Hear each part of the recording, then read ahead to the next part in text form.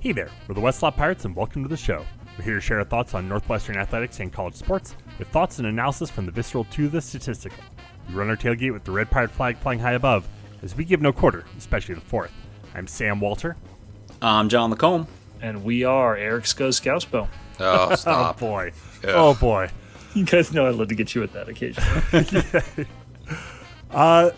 Tonight we're here to talk about a really, really interesting team, and that's Penn State. This is a Penn State team that went 10-3 last year, and was really up at the top of the conference. They An all-time what might have been season. There's absolutely questions there. I mean, you always have the annual is James Franklin leaving discussion that happens every December or so, or January. We also always have the is James Franklin good discussion. Yeah, fair. Well, I mean, we have that every summer, and I think we're about to have that again here today. Indeed.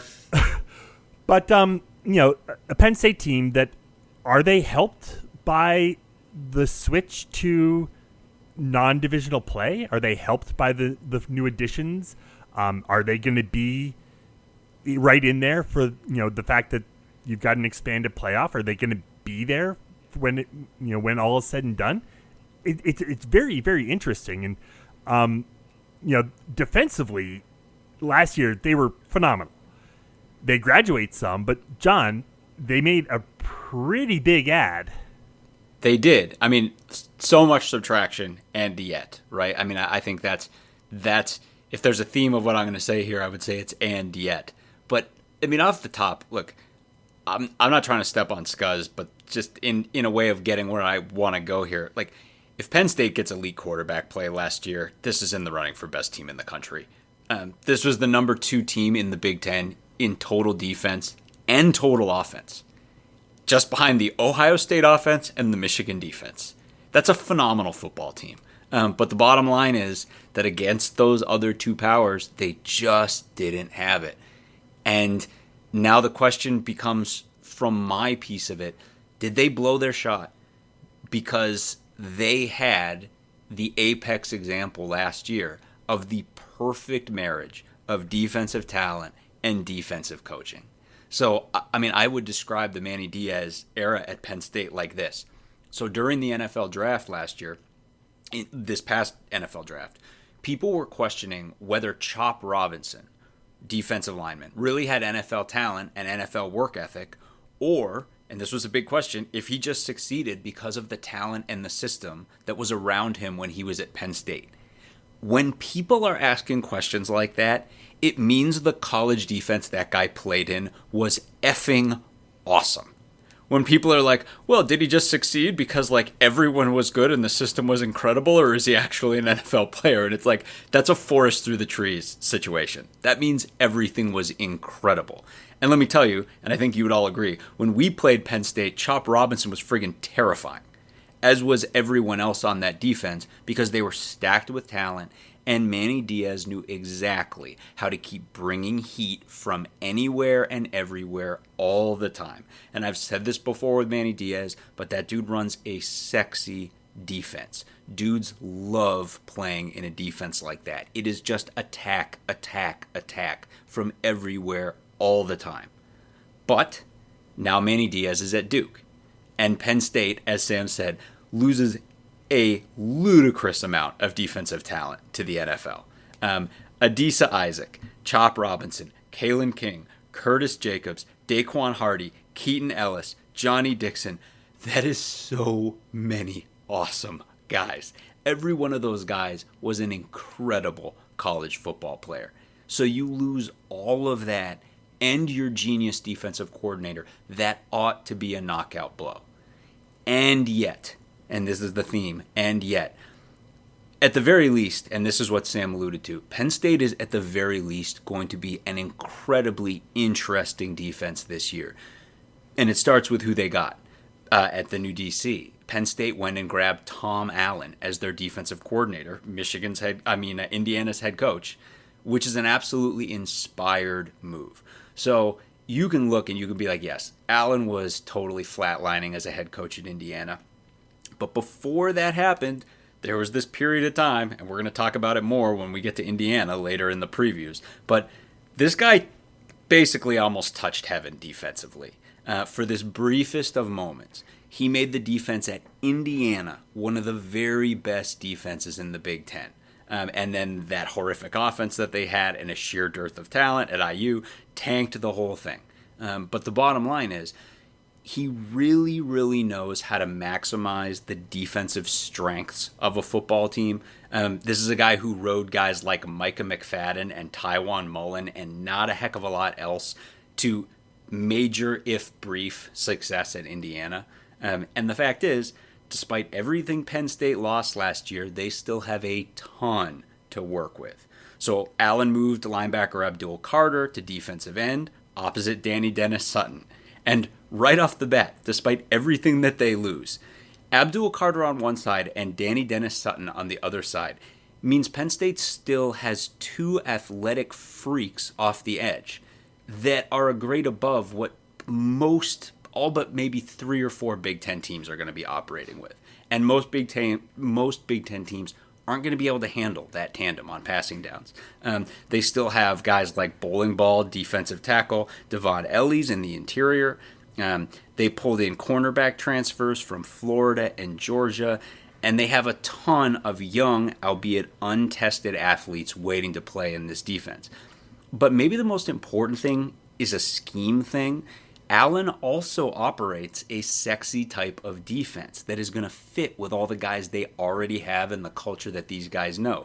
He operates an attacking 4-2-5. It's what he always did at Indiana. Guys are going to be coming downhill and going after the quarterback. Again, this is a scheme this team is accustomed to. It's a scheme that works for all these guys. It's a scheme these guys know. So, do I think Penn State blew their shot last year with this kind of defensive perfect storm that they had? Sure. Absolutely. Do I also think this defense is going to be worse this year? Of course they're going to be worse. You can't not be worse than what Penn State had last year. But I still think this is going to be a pretty darn good defense, and I think Allen's going to only improve it from there. John, I could not disagree more with your opening statement about being a good quarterback play away. We'll get into it in a sec. Penn State offensively. What I mean, I feel like I don't even need to tee up. Scuzz, take it away. Yeah, so I thought they had a lot of offensive upside coming into 23. They had dramatically improved in 2022, and then we were looking at Drew Aller coming into could he surpass Sean Clifford's production? They had those 2 electric running backs. They had receivers, offensive line. They had all the pieces. And from a scoring and wins perspective, they got better. Well, not wins. They didn't win more games in 23, but they still won 10 games overall. They scored an additional half point per game. And they won their games more convincingly. Their closest margin of victory in 23 was 9 points. So, all's well. Progress. Hooray. Not so fast. So those scoring numbers were aided in large part by Twins' 63-point outings against FCS Delaware and barely not FCS UMass. The prior year, in those analogous matchups, Penn State put up 46 and 33 points respectively on 2 MAC teams. Plus they played at Auburn. So that's a massive drop-off in strength of schedule in 2023. The run game also, when you look at the stats, and both Katrin Allen and Nick Singleton looked like they had good years. 900 yards, 750 yards, 5.2 yards per carry, 4.4 yards per carry. Not electric numbers that maybe you were hoping to see from those guys, but still really solid. But the reality is they put up a ton of yards in the last couple games of the year because the running game sucked most of the season. So much so that Franklin fired offensive coordinator Mike Yurcich with 2 games remaining. You might remember the great offensive savior that they hired away from Texas to much fanfare in 2021. So, in reality, Aller was a drop-off from Clifford. He was less efficient, 40 fewer yards per game passing. He only averaged 215 yards per game against a much, much easier schedule. Now, to Aller's credit, he did improve interceptions, almost a historic low on interceptions. He only threw 2 on the season out of almost 400 passes. That's pretty damn good. And he only took 16 sacks. But this is the guy that was supposed to bring Penn State's passing game to the forefront again as the number 1 QB in 2022's class. So now as we go into 2023, so that's John. That's why I don't. I think they had a lot more going on offensively. Yeah, there was more than him, but yeah, it wasn't great. Yeah, and I think the schedule and a couple of those big games. They put up 40 against us. They put up 40 against Michigan State. Like, they really padded the stats in some key games. So the big question: can they elevate this year? A lot is going to depend on the new offensive coordinator, Andy Kotelnicki. So this dude did wonders for the run game the last 2 weeks of 2023. I think they put up 283 yards against Michigan State and 234 against Rutgers. He also got a really good performance out of Aller against the Spartans. Now, the bowl game against Mississippi was just okay. But still, Kotelnicki turned Kansas into an exceptional running team over his time there, and he brings a lot of creativity to the run scheme. And in that way, Penn State will rightly be leaning heavily on that epic backfield featuring Allen and Singleton again here in 2024. There is a ton of turnover on the offensive line, including the center and both tackles, so they have to stay out of 3rd and long. But I think Allen and Singleton are the perfect duo to make that happen. And this is also probably the best option to unlock Aller. He really struggled on 3rd down last year. And the spring game, if you put such stock in such things, was more of the same, kind of bad completion percentage, low yards per attempt. So, it's going to be a little bit of white knuckling as we get into the season to see what happens. But when they hit the field, the focus is going to be Allen and Singleton. If Kotelnicki can truly bring creativity and unleash those guys, it will take tremendous pressure off of Aller and allow him to find his passing rhythm. Aller is actually pretty evasive too, so there's likely a role for him in this creative running scheme. And I haven't even mentioned the wide receivers to this point. I don't know that they matter that much. If all that comes to pass, Penn State always has really talented wide receivers. They're going to be able to find space. They're going to be able to do damage as teams have to focus on that running game. But they look just generally a lot more dangerous this year, primarily because Julian Fleming portaled over from Ohio State. Now, Fleming never hit pay dirt at Ohio State. He's a former number 1 wide receiver that just was always kind of the 3rd or 4th option even there. But last season and the season before, Penn State did not have a top flight wide receiver. They have not had a number 1 guy really since Jahan Dotson left. So, as always, there's good talent in this room. They might have higher top-end talent in the wide receiver room. They just need an offensive coordinator and a quarterback to figure out how to get the ball consistently. And I think they will be able to find that this year, assuming that running game stays healthy and does what Kotelnicki has showed is possible at the end of last season. If you or a loved one is seriously injured by someone else's negligence, hire Kent Simpson of the Simpson Law Group. After over a decade prosecuting murder cases in Chicago, Simpson opened his own firm focused on wrongful death and personal injury cases. He specializes in car, truck, motorcycle, boat, and other transportation accidents, as well as construction accidents, medical negligence, slip and falls, product liability, and more. Millions recovered for clients. No fee unless he wins. The Simpson Law Group. Compassion, empathy, and vigorous advocacy. Go to simpsonlawgroup.com or call 312-332-2107 for a free consultation. And go Cats. So as we take a look at their schedule, they open up on the road at West Virginia before coming home to take on Bowling Green. They got an early bye week before playing Kent State. Then Illinois is at home, UCLA at home, nice little 3-week homestand. Then they're at USC, followed by a bye week before they go to Camp Randall to take on Wisconsin. Home for Ohio State, home for Washington. Then they're at Purdue, at Minnesota, and finish off the year at home against Maryland. Man, compared to what USC and UCLA have to endure from a travel perspective, this is that bad. This is cozy. They have one back-to-back, play UCLA, and then travel out to USC. And other than that, the furthest they travel is Minnesota. But I mean, the back-to-back. I mean, that's a home game against UCLA before going to USC. So it's and they have a bye week after USC. So it's not there's one long journey the whole year. Yeah. Yep. And I think too, we're talking about a lot of turnover on this team, and at least, on my side of the ball. And I think from that perspective, it makes things really interesting because you want to measure them and be like, all right, so we're going to find out, how do they stack up to a USC coming in? How do they stack up to a Washington coming in? Given all the turnover, we're going to get to Ohio State later in the season, but given everything Ohio State's going to be dealing with, let's say on the offensive side of the ball, how do they match up there? But it's funny, like I think of, we just previewed Rutgers, and Rutgers is a team where you can look and be like, look, like they have a lot of talent deficiencies, but their schedule is going to allow them to mask a ton of that. Well, kind of in like a funhouse mirror version of that, it's like Penn State's schedule is easy enough that like you forget, and it's like you listen to Scuzz talk about like, look who they have at running back, look who they have at wide receiver, right? And how many times are they going to be in a situation where they're not just going to be able to lean on all of that raw talent and just try to storm over teams, right?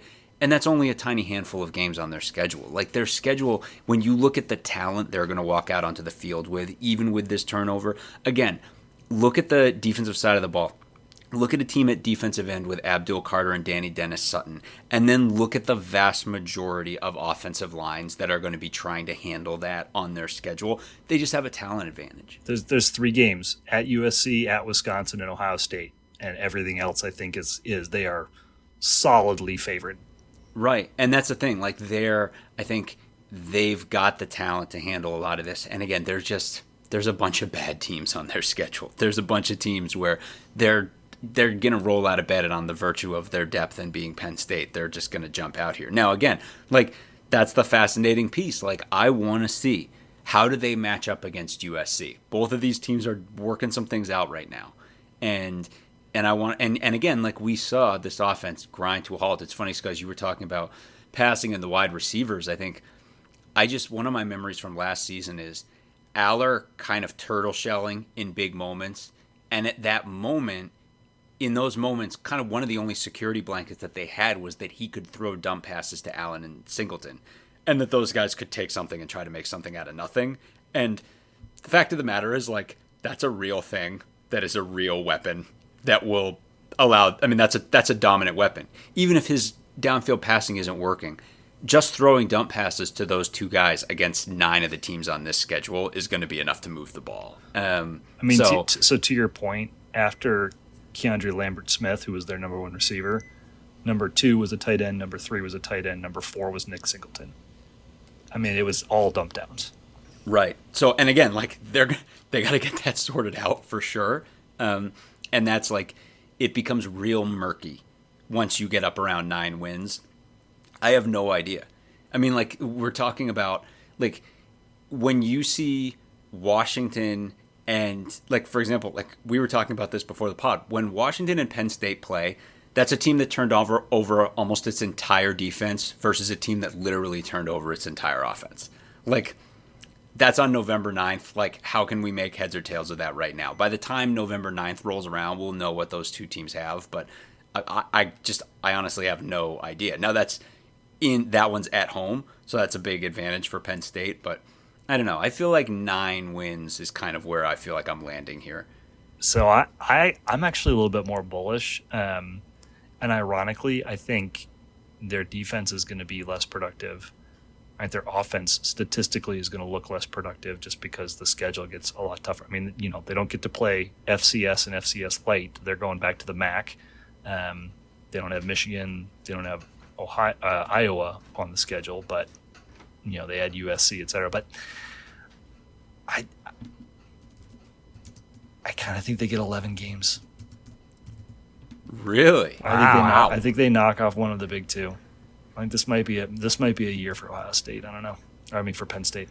I mean, they got Ohio State at home.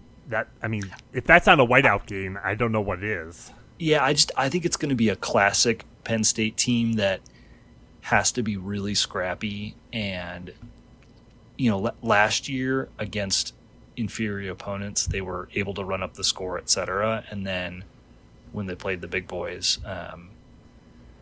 they just didn't have enough firepower. And I think the firepower on some of those big boys is going to be a little bit reduced this year, and I just think Penn State is going to be a little bit more in their sweet spot of win a game 17-14. I mean, it's possible. On the flip side, we would be remiss if we did not mention that West Virginia finished the season 25th in the coaches poll last year and won 9 games. And that's a good point. I hadn't, you know what? I just kind of ignored that on the schedule, but that's a really good point. That's a regional rivalry too. We're going to find out. That's at West Virginia to start the season, noon on a Saturday. We're going to find out right away. And I mean, if you feel a little bit better about your like a 9-10 as opposed to a 10-11. I mean, hey, maybe they come out and they just lean on West Virginia and roll over them, and maybe we watch, Singleton and Katron Allen put up 300 yards, and we're like, well, I guess they got it all fixed, but who knows? I don't think anybody other than Oregon's going undefeated in this conference, and it's hard for me to say like, oh yeah, USC is going to go. Well, I guess they have to play Ohio State, so it's hard for me to say those two teams are going to win, every game save for Oregon. And when they play each other, I think somebody's going to drop another one, and I think Penn State is best primed to capture that upset. For sure. I mean, Penn State has a lot of pieces on both sides, but I remember last year one of our big themes at the beginning of the year was it was really easy to identify a ton of teams who were elite on either one side of the ball or the other side of the ball, but Michigan was the only team elite in both places. That feels like Oregon right 100%. Now. 100%. Everyone else has warts, and you're right. Who knows? Like 9, 10, 11 feels bullish to me, but you're right. Like it could be anywhere in that stretch. I think Penn State is a clear cut above 8 teams on their schedule, but then we're going to find out about the rest. Anything else to mention on Penn State tonight? I mean, we joked about James Franklin. I've never thought James Franklin is that good. I think he's a great program figurehead, and I think he's a really good recruiter, and I think he's kind of garbage on game day, and it's a lot easier to throw that stone in less of a glass house, I'll say. But interestingly, this is his 11th year at Penn State. He is by relative leaps and bounds. I think Ryan Day is number 3, but he's the second most tenured coach in the Big Ten after Ferentz. And we've seen his effectiveness wane in and out. We've seen him struggle in late games. We've heard all of the rumors and flirtations in the off seasons, and at some point, some of that's got to stick, right? Right. You'd think beating Ohio State at home this year would be a good place to start. Yeah, he hasn't done that in a while. Yeah, no. Just to correct you, Ryan Day is not the third most. We're talking about PJ Fleck being the third. Oh, it is Fleck in the Fleck tones. You're right. 8 years. 8 years. Good 8 point. years for PJ. Yeah.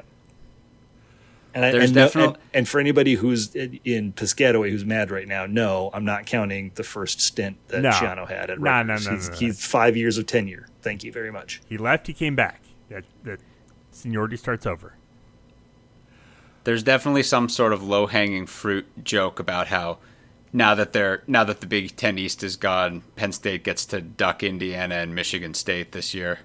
But Rutgers too. Normally I would throw Rutgers in there too, but these are strange times we're living in right now. Truth. Well, that'll just about wrap it up for tonight. Head to our website, westlawpirates.com, where you can leave comments and questions. Find us on Facebook, Twitter, Instagram, and YouTube at Westlaw Pirates. And you can always email the show, westlawpirates@gmail.com. Tune in next time as we give our visceral and statistical views on Northwestern athletics. And look for us in the Westlaw of Ryan Field flying the red pirate flag, because we give no quarter, especially the fourth. For John Lacombe and Eric Skazbo, I'm Sam Walter. Thanks so much for listening. We'll see you next time.